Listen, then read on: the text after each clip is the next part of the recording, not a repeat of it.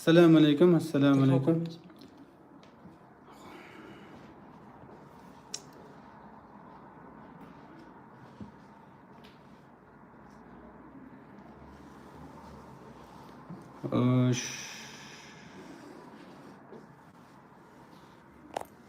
Agar nima qiladigan bo'lsangiz to'liq qo'ydirib oling, keyin shuni qo'yasiz. Assalomu alaykum aziz tinglovchilar. Men yana sizlar bilan juda ajoyib mavzu haqida gaplashamiz. Ya'ni juda ko'pchilik odamlardan bizga savol bo'lganki, qanday qilib ro'za Ramazon oyida ovqatlanish haqida bo'lgan edi. Ya'ni biz sizlarga hozir to'g'ri ovqatlanishni o'zimizning praktikamizdan kelib chiqib gapirib beraman sizlarga. Ya'ni sizlarda nimani qilsak biz to'g'ri ovqatlanamiz. To'g'ri ovqatlanishni birinchi qilishimiz uchun men undan oldin boshqacharoq mavzular haqida gapiraman sizlarga, shuni tushunishimiz uchun. Ba'zi bitta narsalarni aytayotganimda amaliyotimdan kelib chiqib gapirganim uchun sizlarga kengroq tushuncha berishga harakat qilaman. Ko'pchilik harakat qiladi barakali bo'lishiga, hayotini, umrini baraka bo'lishiga yoki yegan ovqatini yoki o'zini topayotgan pulini yoki bo'lsamga kunini barakali bo'lishga harakat qiladi. U baraka degan narsa nima ekanini tushunishga harakat qilamiz.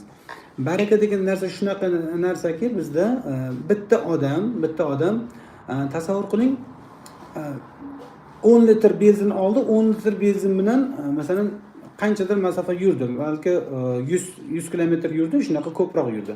Bunda barakasi bor, shu benzinni. Lekin bitta odam yurdi, u odamni benzinning balki teshigidan endi 100 yurmadi, u 50 yurdi yoki bo'lmasa 40 yurib qoldi, 40 kilometr yurib qo'ydi. Nima desangiz, bittasida baraka bor edi, bittasida baraka yo'q edi. Mana shunaqa qilib ikkalasi farq qiladi. Endi agarda sizda hayotingizda, ya'ni umuman bizning hayotimizda men shunaqa odamlarni ko'rdimki, barakasi ko'p bo'lgan odamlarni ko'rdim va barakasi yo'q bo'lgan odamlarni ko'rdik. Barakasi ko'p bo'lgan odamlar qanaqa bo'ladi desangiz, ular shunaqa bo'ladiki, kamgina ovqat yeydi, lekin kamgina ovqat yesa-da, lekin energiyasi zo'r bo'ladi. U odamlar kun bo'yi energiya yetadi. Ba'zi odamlar bo'ladiki, u odamlar tanasida barakasi bo'lmaydi. Endi buni bir shartli ravishda bir necha turlarga bo'lib tushuntirishga harakat qilaman. Masalan, ba'zi bitta odam tanasi barakali odam. U tanasi barakali odam qanaqa bo'ladi desangiz, ozgina ovqat yesa ham kun davomida yaxshi yuradi. Shu odam charchaq bo'lmaydi, energiyaga to'la, harakatchan, yoki bo'lmasa xotirasi yaxshi, hamma joyda hech qayerda og'riqlar yo'q. Mana shunaqa tanasi zo'r yuradi. Mana shu tana barakali tana. Bu tanada u yegan ovqat tanaga energiya berdi. Ko'p ovqat yemasa-da shunaqa qiladi. Lekin ba'zi bitta odamlar borki, endi 3 ta ovqat yeydi. Ya'ni bitta ovqatni bu yerga qo'yib, bittasini qo'yib, bu yerga bitta ovqat qo'yib yeydi. Uchala 3 kosa ovqat yesa, masalan, birinchi, ikkinchi period tretye qilib yeyishadi. Shu odamning ovqatida baraka bo'lmaydi. U qanaqa ko'rasiz? Uni shunaqa oladiki, haligi odamlar ovqat yegandan keyin u yoqqa dumalaydi bir, bu yoqqa dumalaydi bir, kechasi uyqusi yo'q bo'ladi. Agarda o'sha ovqatni tanasiga kasallik beradida, u odam endi ovqati tanaga energiya bermaydi.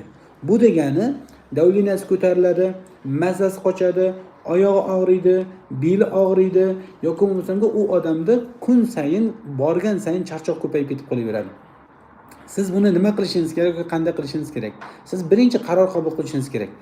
Tanangiz barakali bo'lsinmi yoki bo'lmasa tanangiz barakasiz bo'lsa shunaqa bo'laveradimi? Tanani barakali qilish uchun biz amaliyotimizda ko'rdik, ba'zi bitta odamlarimiz bizga kelib davolangandan keyin tanasi va bo'ldi, ya'ni juda zo'r barakali tana bo'ldi. U nima degani? Oldin 2 kosa ovqat yesa tanasi to'ymaydigan odamlar, men hozir bitta narsa ko'rsataman. Mana buni endi mana bu aslida qon tomir, mana qon tomir qarang, ochiq turibdi. Bu qon tomir. Lekin buni biz ichak deb ko'ramiz, ichak. Mana shu ichak deb ko'ramiz hozir. Ichak deb ko'ramiz, bizning tasavvur qiling, bizning ichagimiz o'sha ochiq, zo'r. Endi bizning ichaklarimiz ovqatni kechqurun yedik, xamir qo'shib yedik, aralashtirib yedik, birinchi, ikkinchi, uchinchi qilib yedik. Endi nima qiladi? Haligi ichagimizning sekin ichiga mana bunaqangi narsa ya'ni sekin bu toza ichagimiz mana bunaqangi narsa yig'ilib boshlaydi. Ya'ni mana sekin qarang, ichagning ichida bo'lib qoldi. Ya'ni u shlak paydo bo'lib qoldi. Shlaklar o'tirib turib boshlagandan keyin bu ichakni ichi sekin torayadi. Ichakni ichi toraygandan keyin mana shu ichakni ichida mana bu yerga endi bemalol bo'lmaydi. Yegan ovqatingiz tiqiladi endi. Yegan ovqatingiz masalan mana bu ichak top toza bo'lganda, mana bu ichak top toza. Mana tepasidagi top toza ichak, mana bu top toza ichak turib tepasida, bitta ichak top toza, ikkinchi ichak shlaklarga tiqilib qolgan ichak. Mana bunisi shlakka tiqilib qolgan ichak mana. Shlakka tiqilib qolgan ichak endi to'liq qo'li o'tmaydi. Mana bunisi esa umuman shlakka tiqilib bekilgan ichak. Mana endi buni hech narsa o'tmaydi. Ana shunaqa ichaklar bo'ladi. Ichakning ichi qanchalik tiqilib qolgan bo'lsa, tiqilma bo'layotgan bo'lsa, endi o'sha odamning ovqat hazm bo'lmaydi. Yegan ovqat bir kosa yesa chin chiqarib tashlaydi. 2 kosa yesa tir chiqarib tashlaydi. Ana shu narsaga e'tibor berishimiz kerak. Sizning ichagingiz qanaqa? Birinchi o'zingiz baho berib ko'ring. Ya'ni sizning ichaklaringiz zo'r ishlayotgan bo'lsa, demak sizning ichagingizdan ovqat to'liq chiqib ketadi. Ya'ni o'sha zo'r bo'lsa hazm qilib tashlaydi, hazm qilib so'rib oladi. Agar sizning ichagingiz hazm qilishi yaxshi bo'lmasa, ichagingizning so'rishi yaxshi bo'lmasa, yegan ovqatingizning ahamiyati yo'q endi. Buni men nimaga aytayapman? Nima uchun buni uzoqdan gapirib boshladim? Bizda hozir ro'za Ramazon oyi boshlanyapti. Juda ko'pchilik odamlar qanaqa qilib ovqat yeyin degan qo'rquv paydo bo'ladi. Nega? Charchab qolmasligim uchun, energiyam qochib qolmasligi uchun, kun davomida yaxshi yurishim uchun nima qilayin degan savol paydo bo'ladi. Men odamlarga kamroq yeng, nonni ko'p yemang, xamirni ko'p yemang, shoshmang turing desam, ular aytadiki, charchab qolmaymanmi deb so'raydi. Agarda sizning ichagingiz mana bunaqa toza zo'r bo'ladigan bo'lsa, mana shunaqa toza zo'r bo'ladigan bo'lsa, siz charchab qolmaysizlar. Nega? Sizning ichaklaringiz ovqat zo'r hazm qiladi, zo'r parchalaydi, tanaga energiya beradi.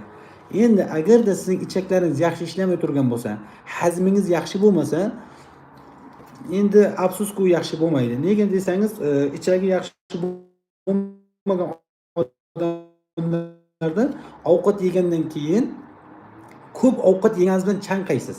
Ko'p ovqat yesangiz, masalan men ba'zi bitta ustozlarimizni bilaman, to'g'risini aytsam, ular ovqat yeyishmaydi, osonlikcha ovqat yemaydi. Ovqat yemagandan keyin nima bo'ladi tana? Men bir ikkita sekretlar aytib qo'yishga harakat qilaman. Shu sekretlarni siz bilib qolishingiz kerak. Nima bu sekret desangiz, bu aytilmaydigan sekretlar, hamma joyda ham aytilmaydi u. Organizmda autofagiya degan tushunchasi bor. Ya'ni o'z-o'zini tana keraksiz narsasini yeydi tana. Tana yeydi. Agarda bizda ana shu tana keraksiz narsani yegan paytda bu har qanday kasallik chiqarib tashlaydi. Bu o'sma bo'ladimi, bu bo'g'im og'rig'i bo'ladimi, bu oyoq og'rig'i bo'ladimi, bu bosh og'rig'i bo'ladimi, bu belingizdagi tuzingizmi, bu yuragingiz mazasi yo'qmi, bu jigaringiz mazasi yo'qmi, yoki bo'lmasam bu buyrakda tuzingiz bormi, uni ahamiyati yo'q. Tana hamma narsani chiqarib tashlaydi. Nega? Autofagiya shunaqa. Autofagiya degani hujayralar o'z-o'zini immunitetini ishlatadi, shunday kasal chiqarib tashlay oladi. O'shani shunaqa kasal chiqarib tashlashligi uchun hujayra bo'sh bo'lish kerak. Bo'sh, ichida qolish kerak emas. Tiqilma bo'lish kerak emas. Mana bunaqa qilib tiqilib yotgan hujayra bo'lsa, mana bunaqangi tiqilib, mana bunaqa tiqilib hech narsa qilib bo'lmaydi. O'shaning uchun ba'zi bitta odamlar, ba'zi bitta azizlarimizga aytamizki, ro'za Ramazonni birinchi tutayapsizmi? Ro'za Ramazon kelyaptimi? Niyatingizni zo'r qiling. Ozaman deb ro'za tutmang. Yoki bo'lmasa bir oshqozonni tug'ilib olaman deb ro'za tutmang. Davlinamni tushiraman deb ro'za tutmang. Birinchi Alloh taolani ixlos bilan Alloh taolo uchun tutaman deb niyat qiling. Alloh taolo buyurgan deb niyat qiling. Endi shundan keladigan foydalari ko'p bizga. Endi u odamlar juda ko'pchilik aytayaptiki, xo'p, mayli jigarimni tozaladim, o'timni tozaladim. O'tingiz, jigaringiz toza bo'lgandan keyin mana bunaqa yog'lar eriydi-da, qon tomirlaringiz ichidagi yog'lar eriydi. Men hozir ichakda haqida gapirdim, lekin bu asli qon tomir. Qon tomiringiz ichidagi yog'lar erigandan keyin bilasizmi nima bo'ladi? Yegan ovqatingiz hazm bo'ladi dechingizdan. Shunda qon tomiri ichiga boradi-da, hujayralaringizga o'tib ketadi. Ko'zingizga keladi, zireniyangiz yaxshilanadi. Buni boshga keladi, uyqungiz yaxshilanadi, xotirangiz yaxshi bo'ladi. Yoki bo'lmasa mana bo'yningizga keladi, qon aylanishi yaxshi bo'lib, bosh miyada uyqularingiz zo'r bo'ladi. Yoki bo'lmasa yurakka keladi, yuragingizga kelgandan keyin qon aylanishi yaxshi bo'lsa, yuragingiz og'rig'i yo'qoladi. Yoki bo'lmasa qo'lingizga keladi, qo'lingizda qon aylanishi yaxshi bo'ladigan bo'lsa, unda og'riqlar, artritlaringiz ketadi. O'tgan kuni bitta opamiz keldi, shu ajoyib opamiz keldi. Ajoyib opamiz 3 oy davomida shu YouTube'dagi videolarimizni ko'ribdi-da, u opa 3 oymi 4 oy davomida o'zining ustida ishlabdi. Ya'ni ozdiribdi o'zini. O'zini o'zi ozdirgan, to'g'ri ovqatlanish qiling degandan keyin qilgandan keyin ishonasizmi 34 kilo ozib ketdi 3 oyda. 3 oyda ozgandan keyin haligi opani o'tirsa turolmas ekan, tursa o'tirolmas ekan. Shunaqa bo'g'im og'riqlari ko'p bo'lgan. Hammasi zo'r foyda bergan. Bemalol opa chopib yaxshi yuradigan bo'lib qolgan. Tana qanaqa ishlab ketib qoldi. Mana shu bizda xohishimiz. Ya'ni ro'za tutishdan oldin birinchi maqsad qilasizki, siz sog'lom sog'lom bo'lishda tutishingiz oldin birinchi harakat qilasiz. Siz qilmoqchi bo'layotgan ishingiz ibodat bo'lishi kerak. Alloh taoladan savob umid qilish kerak. Bir kun ro'za tutilsa, Alloh taolo xos bo'lsa 70 yillik do'zaxdan uzoqlashtiradi. Shuning uchun qilamiz. Ikkinchisi, kechqurun nima ovqat yeydigan deyotgan tushunchalar odamlarimiz bor. 3 ga bo'lib beraman, endi shuni 3 ga qarab to'g'rilayverasiz. Bitta odam aytdiki, men haqiqatan to'g'ri ovqatlanishga o'taman. To'g'ri ovqatlanish uchun nima kerak bo'lsa, hammasini qilaman.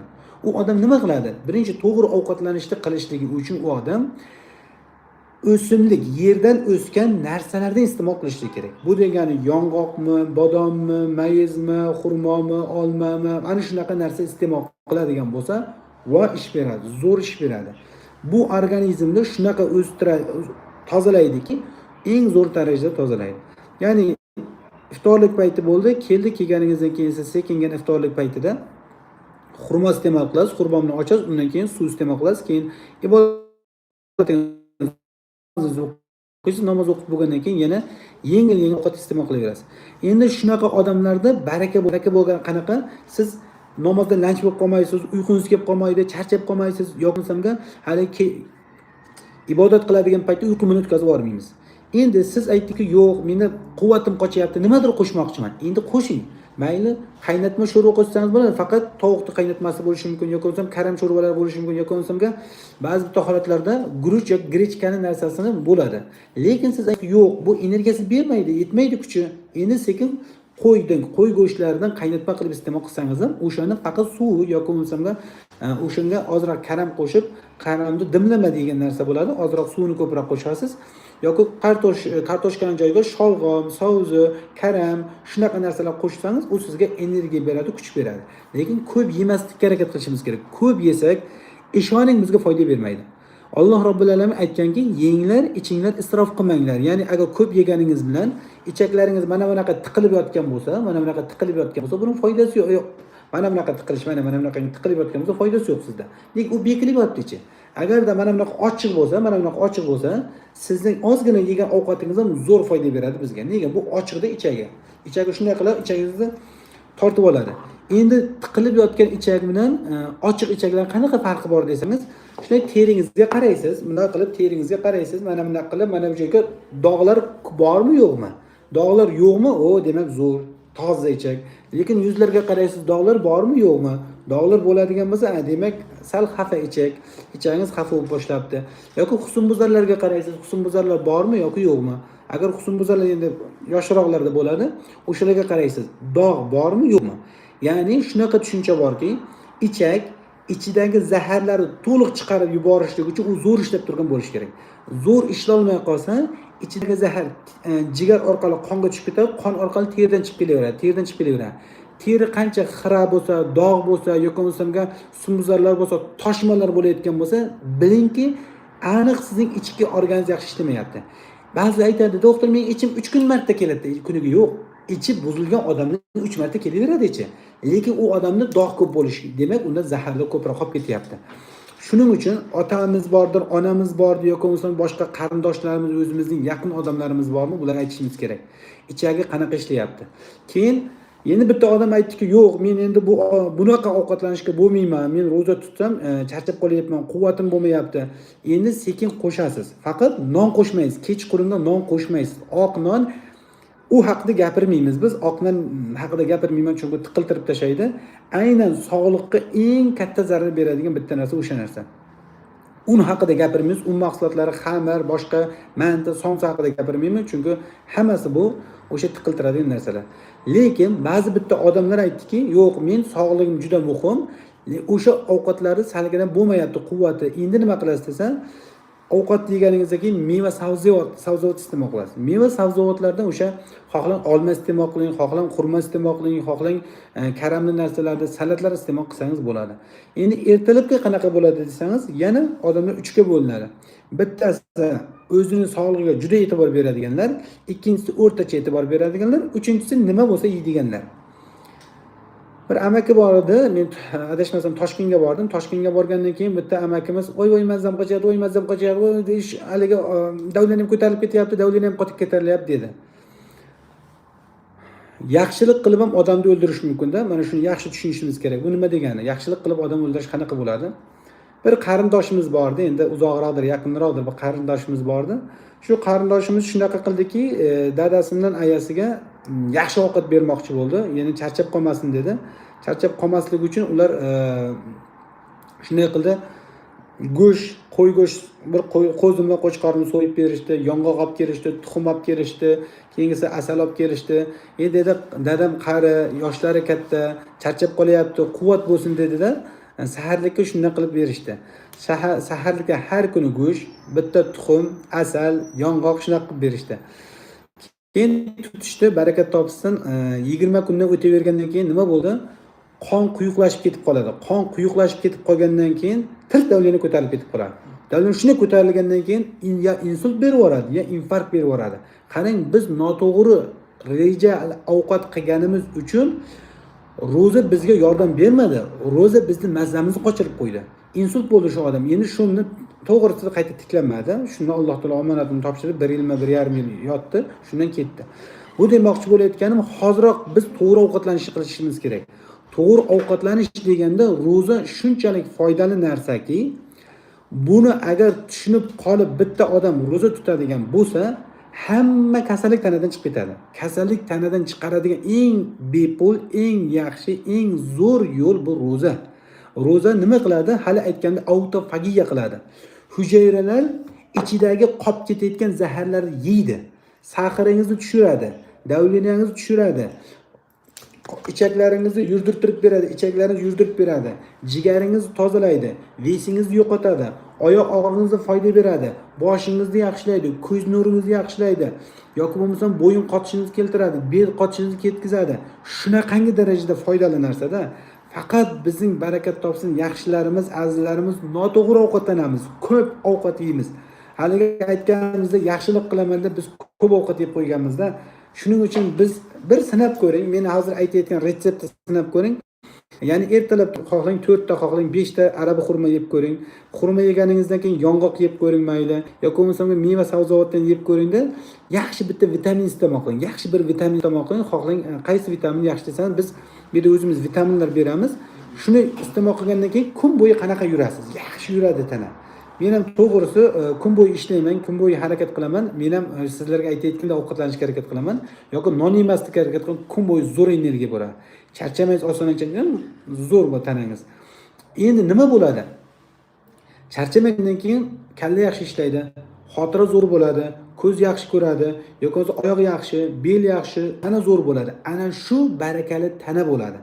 Kun davomida barakali yurasiz degani, endi namoz o'qisangiz yaxshi uyqungiz kelmaydi, yoki bo'lmasa tetik o'qiysiz, ibodat qilsangiz yaxshi bo'ladi. Allohga shukr keltira olasiz. O'zi asl maqsadan bir shaytonning yo'ldan ozdiradigan narsa, odamlarni yo'ldan ozdiradigan narsa noshukrlik qildirish. Lekin Allohga yoqadigan narsa shukrli banda bo'lishi. Shuning uchun biz qancha tanamiz sog'lom bo'lsa shukr qilamiz. Alloh Robbil alamin aytganday, sahoba ikromlar aytganday yoki islomda aytganday ovqatlaning, islomda aytganday yashang, islomda aytilganday qiling, tana zo'r o'zgaradi. Lekin bitta propaganda degan narsa bor. Propaganda degan narsani osonroq tushuntirishga harakat qilaman. Bitta Amerikada bo'lgan, adashmasam, cho'chqaning go'shtini sotadigan bitta kompaniya bo'lgan. Kompaniyaga odamlar aytganki, "Voy" degan, odamlar olmayapti, sotib olmayapti bularni. Nimaga? Sotib olish uchun nima qilishimiz kerak? Undan ko'ra biron bitta narsa topaylik, odamlar sotib olsin ovqatlarni degan. Nimaga? Chunki bu odamlar sotib olmasa ertaga nima qilamiz? Buncha ovqat qayerga chiqaramiz degan. Undan keyin bitta odam chiqdi, endi hozir propaganda debaslarini chiqadi u odamning, shu avtori shunaqa dedi. Shunday chiqdi-da, biz 500 ta tibbiyot xodimlari yig'ilib ularning xulosasini eshitdik. Tibbiyot xodimlari bizga shu narsani aytishdiki, tibbiyot xodimlari ko'proq ovqatni yeyish kerak ekan. Haligi cho'chqaning go'shtini aytyapti. Undan keyin tuxum qo'shib yeyish kerak ekan. Baquvvat ovqat yeyish kerak ekan deb aytdi. Ana undan keyin u odam uni shunaqangi darajada bo'ldiki, haligi cho'chqa go'shti bilan tuxumning sotuvi shuni ochib ketib qoldi. Osmonni teshib o'tib ketib qoldi deydi. Stratosfera degan narsasi bor, osmonda bir qavat bor. Shuni ham teshib o'tib ketib qoldi Amerikada. Amerikadan boshqa joyga ham ketib qoldi. Endi Amerikada bitta muammo bo'ldiki, yurak qon tomir sistemasining kasalliklari, davleniya, yurakdan o'lim birinchi darajada ketib qoldi. Negaki, u aynan o'sha ko'p ovqatdan edi. Endi ular semizlikni yo'qota olmay qiynalib yotibdi. Yoki yurak qon tomir sistemasida o'sma, sahar, diabet shunaqa chiqib qoldi. Qarang bizda qanaqa qilishdi ular. Mana shu bizda o'zi 3 marta ovqatlanmasak ham yashaymiz. Bemalol yashaymiz, lekin bizdagilar 3 marta ovqatni kiritib qo'yishdi kallaga, endi qo'rqadi, vahima qiladi. 3 marta ovqat yemasam qiynalib qolaman yoki bo'lmasa mazam qochib qoladi. Ana shuning uchun ham bizning ovqat odamlar ko'p ovqat yeyishga o'rganib qoldi. Barakat toping, sinab ko'ring. Yaxshi ovqatlanishga o'ting bugun, to'g'ri ovqatlanishga o'ting. 3 kun, 4 kun harakat men aytganday ovqatlanishga harakat qiling. Ya'ni faqat yerdan o'sgan o'simliklarni ovqatlanasiz yoki bo'lmasa yong'oq, mayiz, bodom, pista yoki bo'lmasa shu energiya, yaxshi energiya beradigan asal, o'shanaqa narsalar iste'mol qilasiz. Faqat me'yorda oshib ketib qolmasin. Yemoqchi bo'lsangiz, qaynatma sho'rvalardan, qaynatma tovuq sho'rvayadir, qo'yning sho'rvasini qaynatmasidir, yoki grechkali narsalar yoki guruchli narsalar yoki bo'lmasa karamli narsalar iste'mol qilasiz, u ish beradi tana. Ana undan keyin yana bitta narsani yaxshi e'tibor berishingiz kerak, o'tingiz tiqilib qolish kerak emas. Ko'pchilik odamlarimiz aytayapti, bizga davolangan odamlar ko'p, chunki bu yerda davolangan odamlar aytayapti, kechqurun nima qilamiz? 21 dan keyin o'tingizni dubajini qilavering.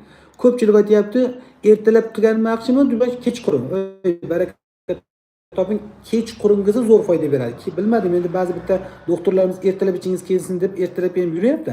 Lekin kechqurun 21 dan keyin agarda siz dubajda qilib qo'ysangiz, dubajni shu o'tni tozalashni qilib qo'ysangiz, 23 gacha zo'r toza bo'lib turadi ichaklaringiz. Mana shunaqa toza bo'ladi, ichaklar yurib, o't yo'llari ochilib turadi.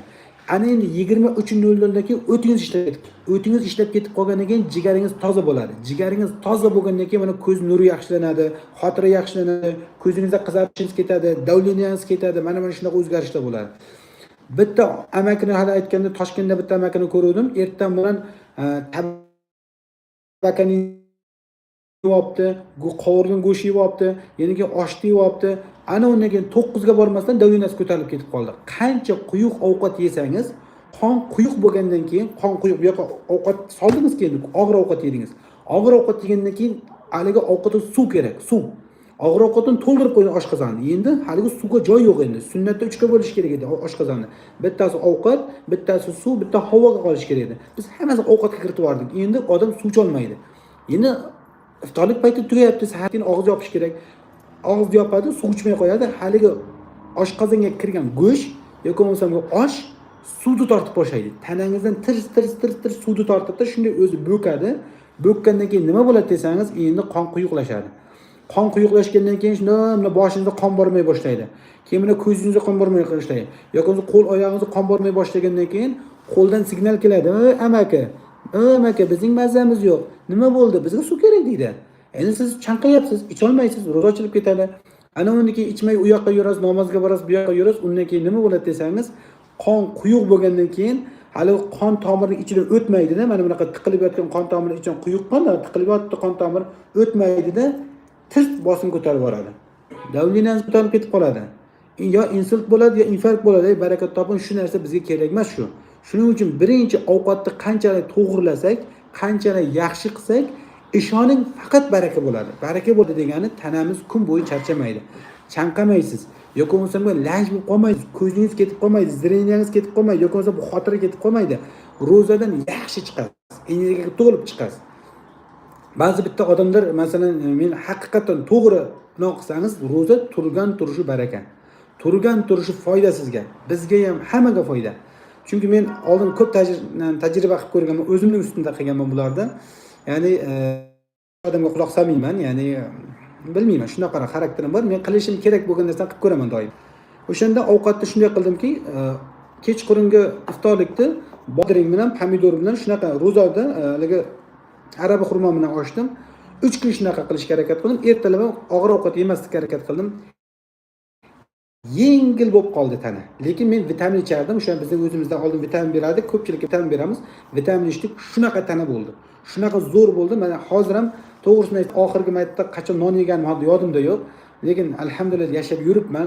Nonni biz inkor qilishimizga sabab shunaqa yoki to'xtating deyishimizga sabab shundaki, bizning oldimizga keladi, non yeb kelgan odam asabi chiqib yotdi, beli og'rib yotdi, o'ta og'rib yotdi, o'ta tosh yig'ib tashlagan, xotira ketyapti, bel og'riyapti, yo'q qilib oyoqlar og'riyapti, tizza og'riyapti, shunaqa ko'payib ketgan. Shuning uchun mendan so'rasangiz tavsiya qilmayman.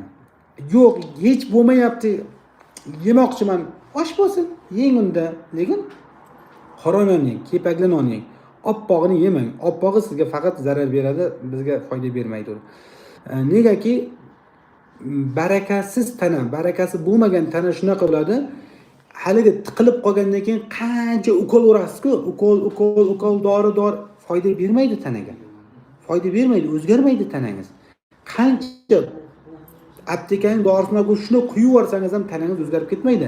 Nega? U tiqilib qolgan tana chunki. Bizga ham keladi-da, mana odamlarimiz keladi. Men oldin deydi 5 ta dori ichardim, mazzam bo'lmas edi. Endi nima qildingiz dedik? 5 ta dori ichmayman, endi men to'g'ri ovqatlanyapman. 5 ta dori ichgandan ko'ra yaxshiman deydi. Qarang, qanaqa o'zgaradi tana. Sizga ko'p dori ichib, doridan qiynalib, dori noxushdan qiynalib yoki bo'lmasa tanangizga ukol ta'sir qilmay qolib, beringiz og'rib, yana lanchsiz, bo'shashgansiz, qiynalganingiz kerakmi?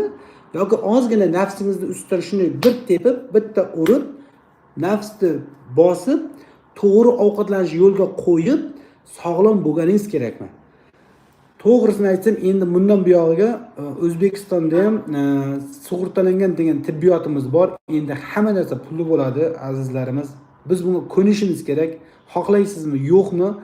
Har bitta tibbiyot pulli bo'lgandan keyin sizga berilayotgan dorilar pulli bo'ladi, sizga ko'rsatilgan xizmat pulli bo'ladi. Mana hozir tez yordamlar ham pulli qilindi. Nega desangiz, endi bu pulli sistema, bozor sistemasiga o'tamiz. Bozor sistemasiga o'tgandan keyin eng oson yo'li nima? Eng arzon yo'li nima? To'g'ri ovqatlanishingiz. Men hozir aytgan narsalarni qiynalsangiz ham qiling. Men aytganday yashab ko'ring. Men aytganday qilib ko'ring, tanani o'zgarishini ko'rasiz. Bu tana shunaqaki, o'zi dori ishlab chiqaradi. Sizga eng zo'r dori ishlab chiqaradi. Faqat uni ishlatishingiz kerak. Shu tana bor sizda, shu hammangizda bor. Turibdimi? Ko'z ko'ryapti, kalla ishlayapti, ichkarida jigar, o't, ichak hammasi bormi? Hammasi bor. Faqat uni siz ishlating, barakat toping, shuni ishlating. Ishlating, bepul davolaning. Ishlating, zo'r davolaning. Ishlating, sog'lom bo'ling. Sizni hali aytdim-ku, propaganda qilishgan, ovqatlanishga o'rgatib, bizni shunaqa qilib tashlashgan, bu qo'rqitib tashlashgan. Ovqat yemasang og'riydi, ovqat yemasang charchaydi, ovqat yemasang ketasan. Ovqat yegandan keyin haliga qancha ko'p ovqat yeganimiz sayin bizning mazamiz qochadi. Shuning uchun birinchi navbatda bizda ovqat quvvat bermaydi. Payg'ambar sollallohu alayhi vasallam shunaqa deganlarki, 2 og'iz ovqat bu tanani ko'taradi. Bu haqiqat bu, lekin biz to'g'ri ovqatlansak ko'taradi. Noto'g'ri ovqatlansak 3 qaz ovqat ham ko'tarmaydi bizning tanamizni. Bizning tanamiz ko'tarmayapti. Chunki hozir mana odamlar bor, qorni bor, yog' bosib yotdi, jigar tiqilib yotdi. 2 ta 3 ta ovqat yeydi, yana aytadi, "Voy, bugun och qolmas ekanmi?" deb yana ustiga yeb qo'yadi. "Voy, ketmay qoldi, yo'q, yana bitta yeb qo'ying-da" deydi. "Ha, och qolib qolaman" deydi. Keyin haliga qorin to'yib qoldi-ku. Endi chanqab qolmayin deydi. Endi suv ichadi, gumbaraqas ichadi, keyin hamma uyqu kelgan, lanch bo'lgan. Boshqacha bo'lib qolgan. Men ham tushundilaringiz. Endi u yoqlarni tajriba qilib ko'rsalaringiz, o'zlaringiz ko'rasizlar. Faqat men sizlarga bitta narsa xohlayman, yaxshilik xohlayman. Yaxshilik o'sha men aytayotgan narsa ba'zi azizlarimizga yoqmasligi mumkin, ba'zi odamlarga "Voy, bu och qolib qolamiz, voy, bunaqa ham ovqatlanish bo'ladimi?" Osh bo'lsin. Osh bo'lsin. Bu gaplar ko'p sizga emas, bu boshqalarga, qilmoqchi bo'lgan odamlarimizga, qilmoqchi bo'lgan azizlarimizga.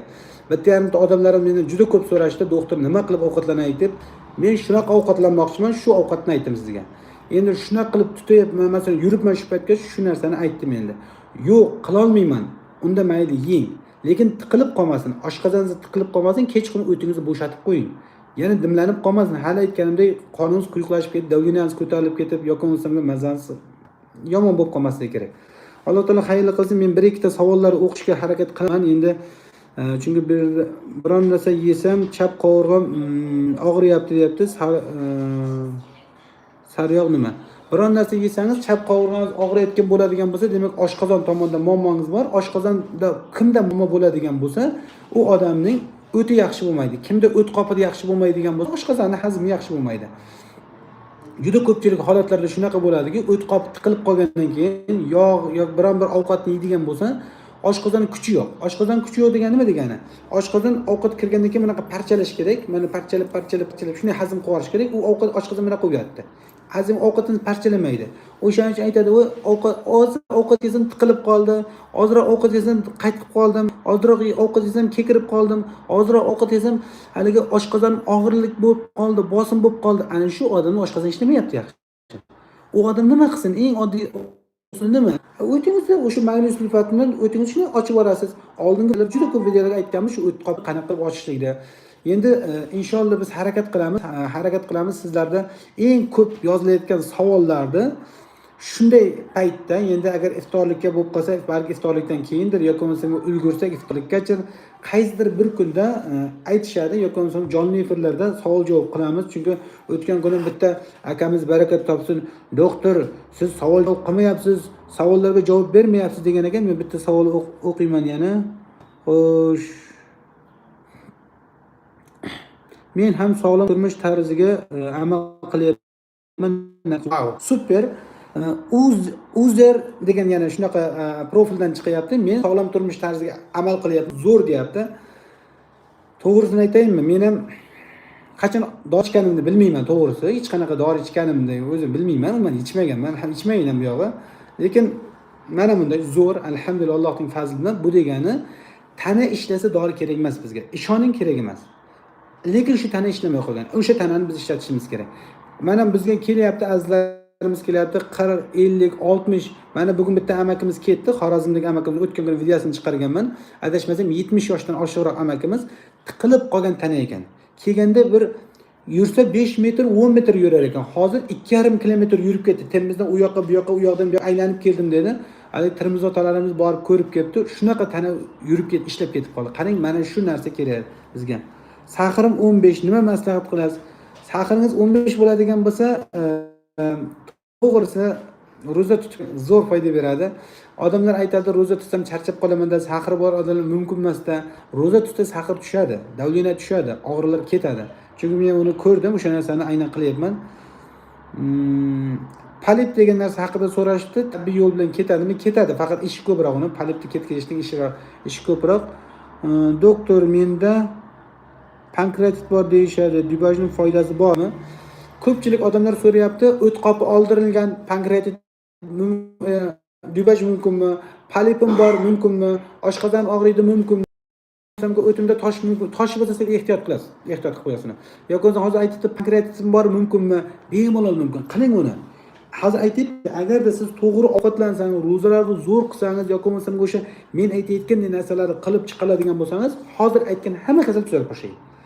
Ichkaridagi doktor uyg'onadi. Ichki doktor uyg'oning degani ichkaridagi har bir sistema ishlab ketib qoladi. Har bir sistema ishlagandan keyin u sizdan so'ramaydi.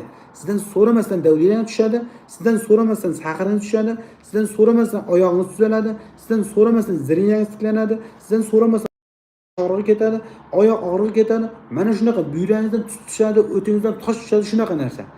Ko'ryapmiz, kelyapti. Meni juda ko'p odamlar aytayapti, kelgandan keyin doktor shunaqa bo'ldi, o'timda toshim ketdi, og'riq bo'ldi, og'riqlarim ketib qoldi, yaxshi bo'lib qoldim deyapti, lekin hammasini chiqara olmayapman. Chunki mana shuni ham mana haligi zo'rg'a tashkillashtirdik. Odamlarimiz so'radi.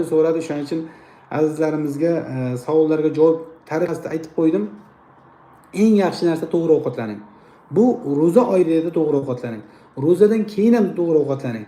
Ro'za oyida to'g'ri ovqatlaning natijasini ko'rasiz. Tanangiz yengil bo'lib qoladi, yaxshi bo'lib qoladi, energiya to'lib chiqasiz. Juda ko'p shikoyatlar shunday sizdan so'ramasdan inshaalloh ketadi.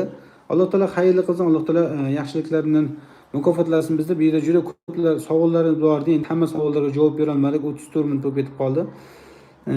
Menda muammo bor. Endi sizni eshitdim, to'g'ri yo'lga ko'rsatdingiz, amal qilyapman. Ya'ni Alloh taoloning fazlidan bitta narsani aniq aytib qo'yayin. Ba'zi bitta odamlarimiz keladi, doktor non yeb qo'ydimda, doktor ovqat yeb qo'ydimda, doktor imkoni bo'lmayaptimi? Unda bizning yo'limiz sizga to'g'ri kelmaydi.